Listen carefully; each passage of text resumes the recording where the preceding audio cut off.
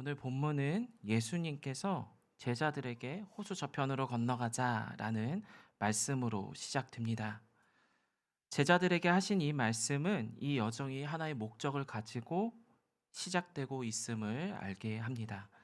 8장 22절에서 25절의 말씀 이후에 등장하는 두 가지 사건은 호수를 건넌 다음에 일어나는 사건으로 진술됩니다. 누가복음 8장 26절 그들이 갈릴리 맞은편 거라사인의 땅에 이르러 8장 40절 예수께서 돌아오심에 무리가 환영하니 이는 본문의 말씀이 거라사 귀신 들린 자를 고치시는 이야기 그리고 야이로의 딸과 혈루증 여인의 이야기와 같은 주제를 가지고 우리에게 전해지고 있음을 설명하고 있습니다. 그건 바로 믿음에 대한 이야기입니다. 오늘은 그 첫 번째인 예수님과 함께 배를 탄 제자들의 이야기입니다. 이 사건이 무엇을 전하고 있는지 함께 살펴보도록 하겠습니다. 첫 번째로 풍랑은 언제든지 일어납니다. 예수님의 제자들이 배를 타고 호수를 건너고자 할 때 풍랑이 일어납니다. 성경은 이 풍랑을 광풍이라고 소개합니다. 쉽게 겪을 수 없는 굉장히 힘든 일이 예수님과 제자 공동체에 일어난 것입니다. 8장 23절 행선할 때 예수께서 잠이 드셨더니 마침 광풍이 호수로 내리침에 배에 물이 가득하게 되어 위태한지라. 제자들 중에 이 광풍이 지금 그들에게 닥칠 거라는 것을 알고 있었던, 예상했던 사람들이 과연 있었을까요? 없었던 것 같습니다. 24절의 말씀을 보면 제자들이 나와 깨어 이르되 주여 주여 우리가 죽겠나이다 라고 말합니다. 그들은 주무시고 계신 예수님을 깨워 자신들이 죽겠다고 말할 정도로 굉장히 다급한 상황입니다. 제자 중 어부 출신들이 있었다라는 점을 미루어 볼 때 그들의 반응은 호들갑이 아니라 정말 위급한 상황이었다라는 것을 짐작하게 합니다. 또한 배라는 특수한 상황을 통해 피할 수 없는 상황임을 또한 전하고 있습니다. 지금 이들에게 필연적인 고난이 닥치게 된 것입니다. 이처럼 성경은 성도의 고난을 말할 때 피할 수 없는 것을 전제하여 전합니다. 바로 고난에 대해서 성도들이 생각하고 고민할 수 있게 하기 위함입니다. 아브라함, 이삭, 야곱, 요셉, 모세, 사무엘, 다윗 등등의 이야기에서 각 인물의 고난과 그에 대한 생각들을 우리가 확인할 수가 있습니다. 그 중에 다윗의 시편들을 한번 살펴보도록 하겠습니다. 시편 7편 1절을 보면 여호와 내 하나님이여 내가 주께 피하오니 나를 쫓아오는 모든 자들에게서 나를 구원하여 내소서. 시편 1절 여호와여 어찌하여 멀리 서시며 어찌하여 환난 때에 숨으시나이까. 11편 1절 내가 여호와께 피하였거늘 너희가 내 영혼에게 새같이 내 산으로 도망하라 함은 어찌함인가. 다윗은 하나님을 믿기 때문에 어려운 일이 사라지는 것이 아니라 더한 어려움을 겪습니다. 하나님 앞으로 나왔음에도 불구하고 그 고난이 멈추지 않습니다. 그래서 다윗의 시편을 보면 하나님의 백성으로 살아감으로 겪게 되는 그 고난, 고통, 그래서 느끼는 절망감, 답답함, 이런 것들을 우리가 엿볼 수가 있습니다. 지금 제자들도 같은 상황입니다. 그들이 원하지 않았던 광풍, 즉 고난이 닥쳤습니다. 풍랑은 어느 누구에게도 올 수 있는 것입니다. 두 번째로 이 모든 게 예수님이 계획하신 일이라는 겁니다. 말씀을 읽다 보면 우리가 쉽게 놓칠 수 있는 부분이 있습니다. 이 호수를 건너가자라고 말한 분이 누구신가? 8장 22절 하루는 제자들과 함께 배에 오르사 그들에게 이르시되 호수 저편으로 건너가자. 예수님께서 이 말씀을 하셨습니다. 그렇다면 예수님께서는 앞으로 어떠한 일들이 일어날지 이미 알고 계셨을 겁니다. 그래서 예수님은 행선한 후 주무십니다. 마가복음은 예수님께서 고물, 배의 끝부분에 가서 베개를 베고 주무셨다라고 기록합니다. 예수님께서 일부러 부재의 상황을 지금 만들고 계셨다라고 볼 수 있습니다. 함께 있었지만 제자들이 느낄 때는 예수님이 없는 것처럼 느껴지는 상황을 지금 만들어 놓으신 거예요. 왜 그러셨을까요? 바로 그들의 믿음을 보기 위함입니다. 8장 25절의 말씀을 보니까 제자들에게 이르시되 너희 믿음이 어디 있느냐.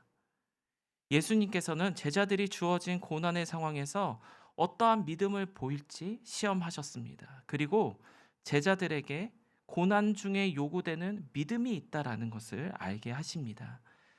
그리고 그 믿음은 8장 마지막에 비로소 등장합니다. 혈루증 걸린 여인을 통해서 말입니다. 마가복음은 이 여인의 믿음을 이렇게 표현합니다. 마가복음 5장 28절, 이는 내가 그의 옷에만 손을 대어도 구원을 받으리라 생각함일러라. 예수님만이 구원할 수 있다라는 믿음. 바로 예수님께서는 그 믿음을 찾고자 이 같은 계획을 세우신 것입니다. 세 번째로, 그렇기 때문에 우리는 풍랑 속에서 믿음을 발휘해야 합니다. 제자들은 예수님께서 풍랑을 잔잔하게 하신 일을 보면서 기뻐하고 감사하기보다는 두려워하고 놀랍게 여깁니다. 8장 25절, 그들이 두려워하고 놀랍게 여겨 서로 말하되 그가 누구이기에 바람과 물을 명함에 순종하는가 하더라. 제자들은 예수님과 함께 생활했음에도 불구하고 예수님이 누군지를 전혀 알지 못했습니다. 그가 누구시냐라고 질문합니다. 제자들의 믿음이 부족한 것입니다. 그럼에도 불구하고 그들은 그 부족한 믿음을 가지고 예수님께 나아갔다라는 것을 알 수 있습니다. 24절을 다시 봅시다. 제자들이 나와 깨어 이르되 주여 주여 우리가 죽겠나이다. 제자들은 광풍이 몰아치자 예수님께 나아갑니다. 예수님만이 자신들을 살릴 유일한 분임을 그들은 알고 있었기 때문입니다. 이것이 제자들이 보인 믿음입니다. 자신들을 살릴 능력이 있는 분이 누군지 알고 그 앞으로 나아가는 것입니다. 사도행전 27장을 보면 광풍을 만난 사도 바울의 이야기가 등장합니다. 광풍으로 인해 배가 깨져 아무 희망도 없을 때 바울은 함께 있었던 다른 사람들을 향해 이렇게 말합니다. 사도행전 27장 25절, 여러분이여 안심하라. 나는 내게 말씀하신 그대로 되리라고 하나님을 믿노라.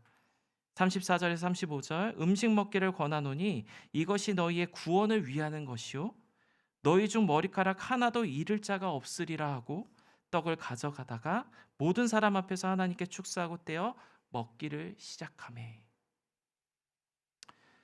바울은 사람들을 안심시키며 자신은 하나님과 하나님이 하신 말씀을 믿는다라고 말합니다. 그리고 식탁 교제를 하며 이 모든 사건은 너희의 믿음을 위한 것, 너희의 구원을 위한 것이다 라고 말합니다. 그리고 상만찬을 행합니다. 결국 사도행전에서 사도 바울이 경험한 풍랑은 예수 안에서 믿음으로 말미암는 구원에 대한 사건인 것입니다. 오늘 본문과 같은 것을 말하고 있는 것이죠. 바로 믿음. 그 믿음을 통한 구원을 지금 말하고 있는 것입니다. 제자들은 정말 부족한 믿음이라고 하더라도 그것을 가지고 예수님께 나아갑니다. 그래서 누가복음은 예수님께서 제자들에게 하신 말씀을 전할 때 마가복음처럼 너희 믿음이 없다라고 말하지 않고 너희의 믿음이 어디 있느냐라고 질문하고 계십니다. 조금 더 굳건한 믿음의 자리로 나아가기를 예수님께서는 바라고 계셨던 겁니다. 예수님과 제자들은 호수를 건너며 몰아치는 광풍을 겪게 되었습니다. 예수님께서 광풍을 멈추게 만드셨으니 이제는 괜찮은 걸까요? 이제 더 이상 고난은 없는 걸까요? 아니요, 그렇지 않습니다. 광풍은 계속해서 예수님과 제자들의 여정 속에 계속 일어납니다. 다른 형태로, 다른 형태의 모습으로 끊임없이 일어납니다. 예수님께서는 호수 맞은편 땅인 거라사인 지역에서 귀신 들린 사람을 고치셨지만 오히려 그곳에서 쫓겨나셨고, 다시 호수를 건너신 후 죽은 야이로의 딸을 고치러 갈 때 비웃음과 조롱을 당하셨습니다. 죽은 자를 어떻게 살릴 수 있겠느냐 하며 거절, 냉대, 업신여김 속에서도 예수님께서는 하나님께서 맡기신 자기 일을 끝까지 감당하셨습니다. 모든 죄와 사망을 치유하는 하나님의 능력을 보이시고 믿는 자를 찾아내셨습니다. 그 여정에서 제자들은 고난 중 예수님을 붙들지만 정작 일이 해결되었을 때는 예수님이 누구냐라며 서로 질문합니다. 정말로 작은 믿음입니다. 그럼에도 예수님께서는 이들에게 하나님의 일을 보이시며 믿음이 무엇인지, 어떠한 상황에서 그 믿음을 발휘해야 하는지 알려주셨고 경험하게 하셨습니다. 여러분들, 이 세상을 살아가는 모든 이들에게 고난이 닥칩니다. 그건 때때로 광풍과 같이 피할 수 없는 사건으로 등장하기도 합니다. 그때 작은 믿음이라 하더라도 부끄러워하지 말고 제자들처럼 예수님 앞으로 나아오길 바랍니다. 그리고 예수님을 붙드시길 바랍니다. 그 자리에서 바로 믿음의 여정이 시작됩니다. 광풍과 같은 고난이 몰려올 때 우리 눈에 보이지 않는 그 주님께서 우리의 믿음을 시험하고 계시다는 것을 알고 굳건한 믿음으로 주님을 붙드시는 저와 여러분들이 되시기를 바랍니다.